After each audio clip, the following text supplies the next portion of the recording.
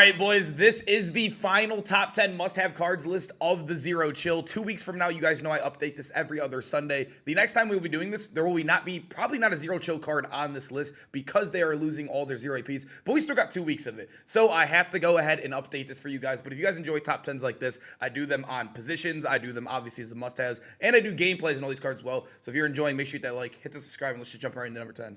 If you're looking for cheap, fast coins to build that God Squad you always wanted, check out my sponsor, U4GM, and use code SHOE for 5% off your order. So starting off the list at number 10, I'm not going to lie to you guys, I love Micah Parsons. This is a card I think you can use anywhere on the field too. You can use him as a user. You can use him up top. I've been playing him up top, and I think he has been playing amazing up there. He is 6'3", so great height on him. I will say, though, I do think the other free safety in the game, Ed Reed, the other top dog in the game, does have a lot of value because I believe he's the only card in the game that gets film study. I think film study is a little annoying to play against. It's banned in a lot of tournaments.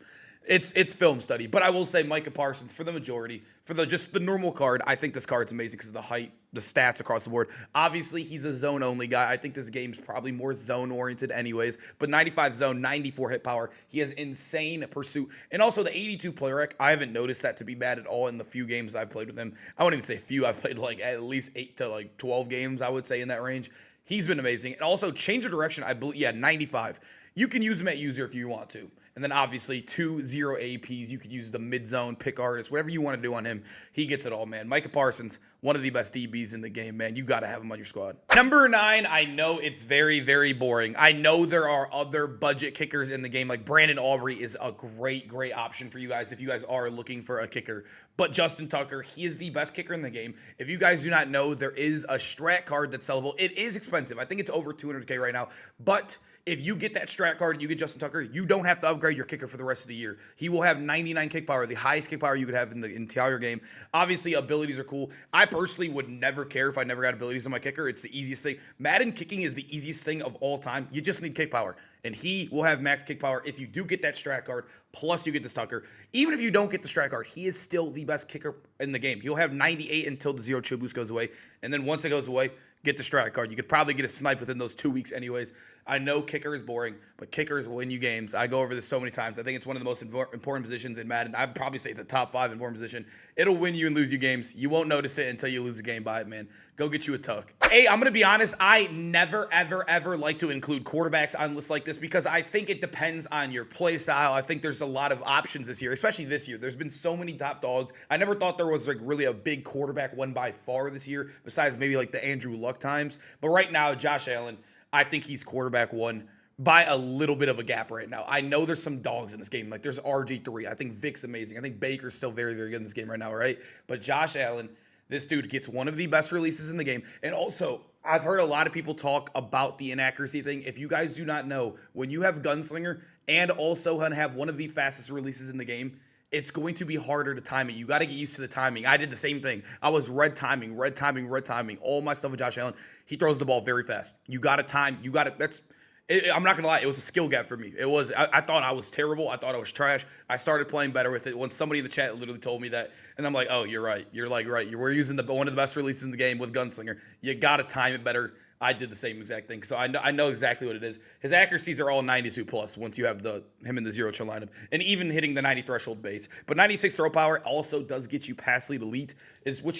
I think there's like somebody put on in my YouTube video that I said in the gameplay, I think I said that he's the only card in the game that gets pass lead elite. Somebody said Carson Palmer. Carson Palmer's not a real card. He's not a real card. I don't count it. Josh Allen's the only usable card that gets pass lead elite right here. And then also, obviously, Gunslinger. And then you get Master Tack and Gift Wrap. He has the best stack by far. And then on top of that, he still has room for 1 AP. He's quarterback one, man. Don't overthink it. But number 7, you are noticing a lot of these are present cards. The Zero Chill present this year were amazing. Honestly, I'm not going to lie. This is probably my favorite Zero Chill of the last 4 or 5 years. I think this absolutely revives Madden for me, and these cards are all amazing.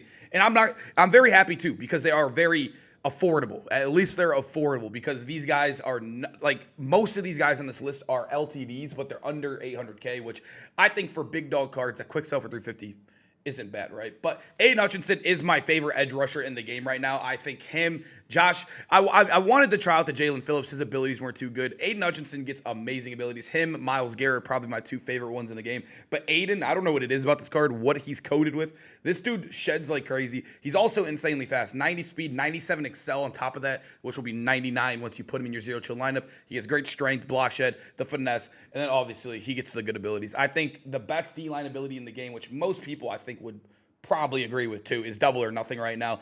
And then you could stack it with whatever you want. If you want to put him at D tackle, inside stuff, you got no outsiders. I do like putting El Toro on as well, but I don't think, he doesn't get El Toro. You need 89 power move, but nonetheless, Aiden Hutchinson, I think he leads. He's already passed, I hate to say it, but he passed Myles Garrett up in sacks, and Myles Garrett's been on my team for like 2 weeks longer than him. This dude has been insane. At number 6, I want to say, I was going to put Sexy Dexy here because I thought in my head that Sexy Dexy was the only card that got the stack, but I forgot Tavondre Sweat has it because I literally used it on Tavondre Sweat at a time. But I do think 100% you need both of the, or at least one of these guys on your team, especially if you're running dollar and you only have one D tackle, you need one of them. If you're running 4 down linemen, these two guys need to be the guys in the front for you. As you guys know, there are only a couple D tackles in the game. I think they're the only 2 D tackles in the game that get double or nothing and also inside stuff. I think inside stuff's kind of mid because a lot of the good players don't run the ball at all, and if they do, they run like some outside stuff. But there are people in head-to-head that just will run. They'll just run a normal base of the play, and then they'll be down -4 yards because you have inside stuff. I love it. It has made the game a lot easier for me, I would say. I've been using Sexy Dexy. Now that I compare the two, I think Tavondre might be a little bit better, although Sexy Dexy's been insane for me, but Tavondre is a lot faster, and also, look at the excel, the speed. They both get the exact same ability stack, double or nothing and inside stuff. I know some DNs get it as well, but I think D tackle's been playing very, very, very good right now in the game. I think they play better in their personal positions this year. That's just me, at least. But Tavondre Sweat or Dexter Lawrence, both amazing cards. Now that we head into our top 5, this is my personal favorite card in the game right now. I know George Kittle has been spammed with cards. He's gotten Team of the Weeks, Player of the Month. He's gotten, I don't even know. He's had so many cards this year. I feel like he's been tight end 1 a million times, but I do think this card's amazing. I know we have Kelsey. I know we have Brock Bowers. We also have David Njoku.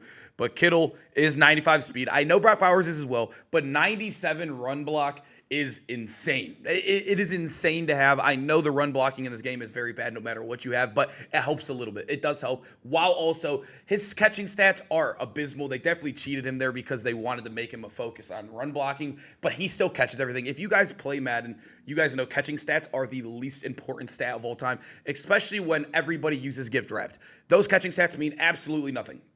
You guys know that. I don't even have to explain that. But his route running is also pretty good, too. 90 short running, probably the most important one on a tight end. I would say medium, too. But once you put him in your zero chill lineup, it's going to be 90 medium route running as well. George Kittle is amazing. And another reason why I love him, too, 0 AP tank, boys. I think, where's it at? Where's it at? Yeah, right here. I use 0 AP tank, and I believe I use short in on him as well because he does not get route tech in this bucket. But George Kittle, absolutely amazing. Go get him. I think he's tied at 1 easily right now in the game. He fits every play style. At number 4, we do have Anthony Barr. This is one of the first non-LTDs. Now that I'm looking at it, yeah, it's only him and Micah Parsons that are the only non-LTDs that we've shown so far in this list. Anthony Barr, as you guys know, was the original lurker present. That's what his present said on his whatever. That's what it was titled, right? He didn't come out with Lurk Artist, and everybody hated the card right away. Lurk Artist is the best user ability on linebackers. You need it on linebackers. They kind of dumb out. I know they jump a little bit better this year without it, but they still dumb out. He did end up getting it, though. If you guys do not know, he didn't have it at first. And they ended up throwing on him. Because how do you have an original lurker present and he doesn't get Lurk Artist? So now that he has it, he also is 95 speed, 6'5". So top end speed, top end height, and he's also 95 block shed, 90 tackling, and 95 change direction. He is user 1, and I don't think it's close. If you guys have watched my last couple gameplay videos, if you've watched my last couple streams, I think Jimmy Graham is one of the worst cards. I hate that card. I think he moves so bad. If you're playing any sort of, you know how people will like try to put routes across the middle to like test the user a little bit.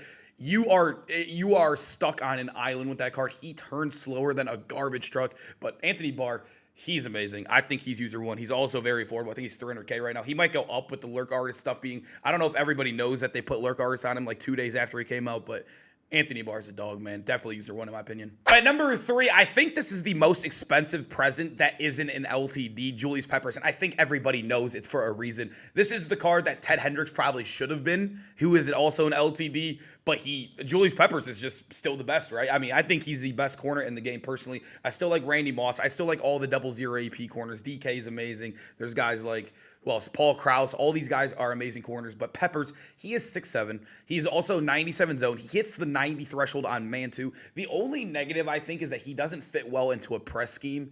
Although when I played a guy running man coverage on me, Peppers was pressing my guys into the dirt. I don't know if it's just because of his build or whatnot. And I was literally saying it. I was streaming, I remember. And this dude was pressing me into the dirt. And I remember like looking up his press because I remember it was bad. I don't know. I think his build is just so big, it's hard to get by him. But 94 speed's also very good. And then when we come over here, 88 change direction. It gets up to 90 with the boost. He was fine. He was absolutely fine. He's never been a bad card for me yet. And then also 2-0 APs. The reason why a guy like Ted Hendricks doesn't make this video is because Ted Hendricks has 88 zone coverage. Or I think it's because they're different archetypes. Ted Hendricks needs 89 zone coverage, and they gave him 88 zone coverage. And he can't get a single zone KO, which are the best abilities in the game right now. But that's why I think Peppers is corner one. I mean, easily right now. And at number one, at number two, what am I saying? At number two, Malik Neighbors. We still have our number one. I was reading his jersey number right there. Malik Neighbors, I think, is wide receiver one by far right now. He not only runs routes so good, but he's the only 96 base speed card in the game other than Darren McFadden. That has so much value. Even when these cards get nerfed and there's no zero chill boost, there's no zero chill abilities, he's still going to be one of the best cards in the game. We'll probably, once those boosts goes away, we'll probably have a couple, we'll probably be starting to creep into 96 territory. Malik got blessed, man. So good height on him. He's not too tiny. He's not too tall where he's going to be clunky. He has the great height. He's 96 speed. Top end in the game, like I said. You don't need a theme team to get him up to 98, which is insane right now. And then look at the route running. Look at the stats. I know I said catching doesn't matter too much, but when it's that high, I mean, I guess we'll take it, right? But looking at Malik Neighbors, he also does get route tech for 0. I've been messing with deep out elite in this bucket. I know these abilities are kind of garbage, but deep out elite has been the one I've been going for. I think Malik Neighbors is wide receiver one. He's going to last past zero chill because you don't need wide receiver abilities. He's going to be good past that. And at number one, I've been preaching this to be the best card in the game for a while now. I think Calvin Johnson is easily the best card in the game personally. He is literally like a more pure form, or I would guess a more polished form of like, I would say like both Ted Hendricks and like Peppers. They're both tall cards, but they're not both as good statistically as Calvin. He's also 95 speed. He's also 6'5". But when you look at the other stats, 95 hit power on him, 95 zone, 97 man coverage. His play recs even above 90. And then look at the change direction, 95 change direction. This card is insane. He is the best DB in the game. He is the best card in the game. And then also on top of that, 2-0 chill AP buckets, which is amazing. I think Calvin Johnson got to be on the squad. I actually don't know what his price is. This is one of the ones I sniped. This is the first card I made sure to, I never pulled his present. I made sure to snipe it right away because I knew this card was going to be the GOAT. You just know when you see a card. Calvin Johnson, man. He's too fun and too good to have right now. Boys, I hope you guys enjoyed the video. Make sure to comment down below how many cards off this top 10 do you guys have, and also which card did I forget? I know there's amazing cards. There's probably like 25 cards that could probably fit into this list right here, but I did my best to kind of squeeze them down for you, man. Hopefully you guys enjoyed, and I'll see you guys in the next gameplay video. Peace out, boys.